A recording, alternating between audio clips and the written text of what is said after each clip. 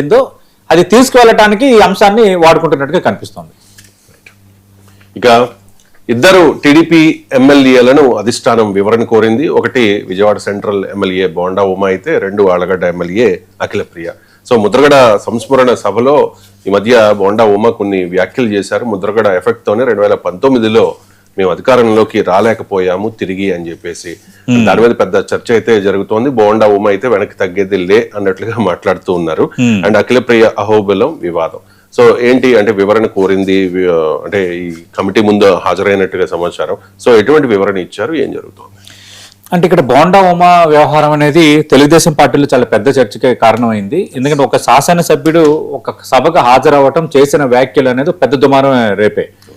ఎందుకంటే ఆ సభ జరిగింది కాపు ఉద్యమ నేత ముద్రగడ సంతాప సభ.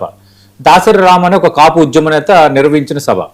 అయితే ఇక్కడ అన్ని పార్టీ శాసనసభ్యులు హాజరయ్యారు. వైఎస్ఆర్ కాంగ్రెస్ పార్టీకి చెందిన మాజీ శాసనసభ్యులు, మాజీ మంత్రులు కూడా హాజరయ్యారు. ఎక్కడైతే బోండా ఉమా తెలుగుదేశం పార్టీ సీనియర్ శాసనసభ్యుడు, విజయవాడ పశ్చిమ శాసనసభ్యుడు ఈ కార్యక్రమానికి హాజరయ్యి అంబటి రాంబాబుతో మాట్లాడటం అనేది కొంత తెలుగుదేశం పార్టీ శ్రేణులకి కోపాన్ని తెప్పించింది. ఎందుకంటే గతంలో అంబటి రాంబాబు చంద్రబాబు నాయుడు ఉద్దేశించి చేసిన వ్యాఖ్యలు, ఆ నేపథ్యంలో కొంత ఆయన అరెస్ట్ అవటము ఒక పెద్ద ఇష్యూగా మారిపోయింది. ఈ పరిస్థితుల్లో అలాంటి అంబటి రాంబాబుతో, మన అధినేతని లకారంతో తిట్టిన అంబటి రాంబాబుతో నువ్వు ఎట్లా సీటు పంచుకుంటావన్న ఇష్యూ కొంత సోషల్ మీడియా వేదిక ఫస్ట్ స్టార్ట్ అయింది. అది అక్కడతో కాకుండా అదే సభలో బోండా ఉమా చేసిన వ్యాఖ్యలు, అటు గతంలో తుని ఉద్యమం వల్లే మనం ఓడిపోయాము, ముద్రగడ పద్మనాభాన్ని సరైన రీతిలో అడ్రస్ చేయలేదు, అప్పుడు నేను పార్టీ పెద్దలకు చెప్పినా పట్టించుకోలేదు, ఇప్పుడు కాపులు అసంతృప్తిగా ఉన్నారు, వాళ్ళకి అడ్రస్ చేయాలి అంటూ ఆయన కొన్ని వ్యాఖ్యలు చేశారు. అంటే ఆ వేదికపైకి వెళ్ళి అంబటి రాంబాబుతో వేదిక పంచుకోవడం ఏంటి? అలాగే మనం ఏమీ చేయలేదు, మనం గతంలో ముద్రగడను గౌరవించలేదని ఆ వేదిక మీద చెప్పడం ఏంటి? ఇది మనకు డ్యామేజ్ వ్యవహారం కదా అని వైఎస్ఆర్ తెలుగుదేశం పార్టీ హైకమాండ్ కొంచెం సీరియస్ అయింది. 3-man కమిటీ వివరణ కావాలని కోరింది. అలాగే ఈ విషయంలో బోండా ఉమా కూడా కొంత తగ్గేటట్టుగా కనిపించటం లేదు. ఎందుకంటే నిన్నే సరే నేను వివరణ ఇస్తాను, లేదంటే ఇట్లాగా యథాలాపంగా వెళ్ళాను, అనుకోకుండా ఆయన ఎదురుపడ్డారు, కలిసామని ఆయన అక్కడ అనటంలా ఆయన మరి జక్కంపూడి రాజా రాజమండ్రిలో నిర్వహించిన సమావేశానికి జ్యోతుల నెహ్రూ, వంగవీటి రాధా అటెండ్ అయ్యారు కదా, వాళ్ళు అటెండ్ అవ్వడం కరెక్టా అని ఆయన అంటున్నారంటే నేను వెళ్ళటం కరెక్టే, మీరే రాంగు అని సూటిగా బోండా ఉమా తెలుగుదేశం పార్టీకి చెప్తున్నట్టే. మీరు రాంగ్ ఆలోచిస్తున్నారు, నా విషయంలో ఎందుకు అట్లా ఆలోచిస్తున్నారు అన్నది అక్కడ ప్రస్తావిస్తున్నట్టే. అందుకు ఇదేంటంటే ఇవన్నీ కూడా కొంత తెలుగుదేశం పార్టీలకు ఒక దుమారానికి కారణమయ్యాయి. సాయంత్రం వచ్చేసరికి వైఎస్ఆర్ కాంగ్రెస్ పార్టీ నేతలతో వేదిక పంచుకోవద్దు అని చంద్రబాబు నాయుడు ఆదేశాలు జారీ చేసినట్టుగా మనం చూసాం, వచ్చాయి కొన్ని వార్తలు వచ్చాయి. అంటే వైఎస్ఆర్ కాంగ్రెస్ పార్టీ నేతలతో వేదిక పంచుకోవద్దు అంటే ఈ అంబటి రాంబాబు ఎపిసోడ్ వల్లే అంబటి రాంబాబుతో వేదిక పంచుకోవటం వల్ల జరిగింది అన్నది, వాళ్ళతో పంచుకోవద్దు అన్న ఆదేశాలు అయితే వాళ్ళు జారీ చేశారు.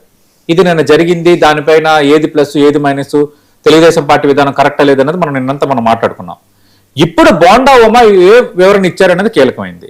Bonda Uma 3-man committee Nimmala Ramanaidu, party రాష్ట్ర అధ్యక్షుడు పల్లా శ్రీనివాసరావు, అలాగే కిల్లార్ రాజేష్ కూడా ఉన్నారంటున్నారు మరో టీడీపీ నేత. వీళ్ళు ముందు వివరణ ఇవ్వాలనేది అక్కడ ఉద్దేశం. మరి ఆయన ఏ వివరణ ఇచ్చారు అంటే నిన్న ఏదైతే గట్టిగా మాట్లాడారో అంతే గట్టిగా మాట్లాడారా, లేదు ఎందుకు ఇది వివాదాన్ని పెద్ద చేసుకోవటం, తెలుగుదేశం పార్టీలో ఒక సీనియర్ శాసనసభ్యుడిగా ఉన్నాను, ఎందుకు ఈ వివాదాన్ని మళ్ళీ పెద్ద చేసుకోవటం అని కొంత సౌమ్యంగా కొంత వెనక్కి తగ్గి అంబటి రాంబాబు అక్కడ ఎదురుపడ్డారు, మాట్లాడాల్సి వచ్చింది. ఇందులో వేరే అభిప్రాయాలు ఏమీ లేవు, పార్టీ అధినేతపై ఎవరు వ్యాఖ్యలు చేసినా నేను కూడా ప్రత్యర్థిగానే చూస్తాను, అలాగే కాపు విషయంలో మాత్రం అసంతృప్తి ఉంది, మనం అడ్రస్ చేయాలి, మన కూటమిగా అడ్రస్ చేయాలి అని ఏమైనా చెప్పారా, లేదంటే నిన్న ఏదైతే వ్యాఖ్యలు చేశారో దానికి కట్టుబడి చెప్పారా అనేది మనం వేచి చూడాలి.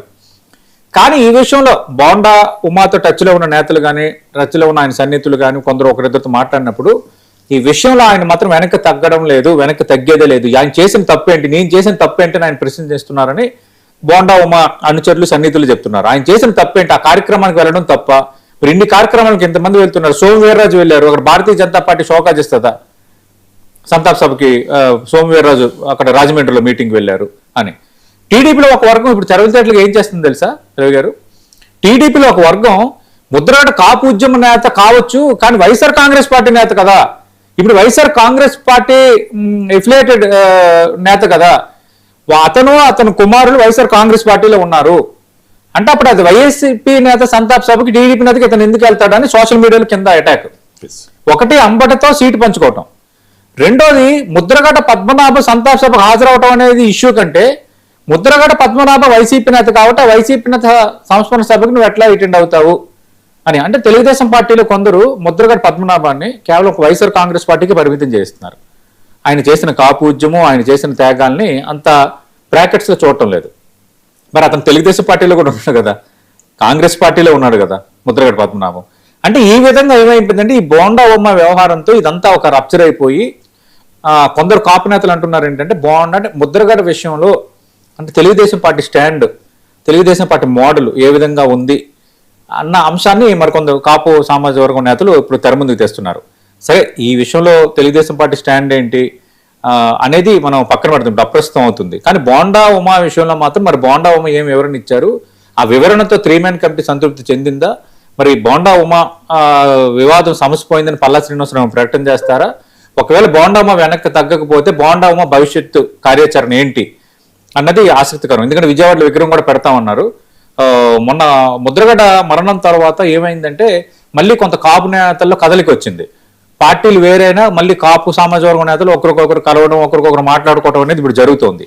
మరి ఇదంతా వీళ్ళంతా ఏకమయ్యి ఏకీకృతమయ్యి ఒక డెసిషన్కి కట్టుబడతారా, ఎవరైతే మా డిమాండ్లు నెరవేరుస్తారో వాళ్ళకి మద్దతు ఇస్తామని చెప్తారా లేదంటే చూడాలి.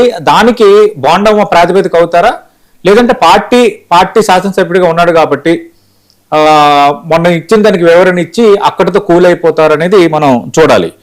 రెండోది, ఇంకో ఎమ్మెల్యే ఆళ్లగడ్డ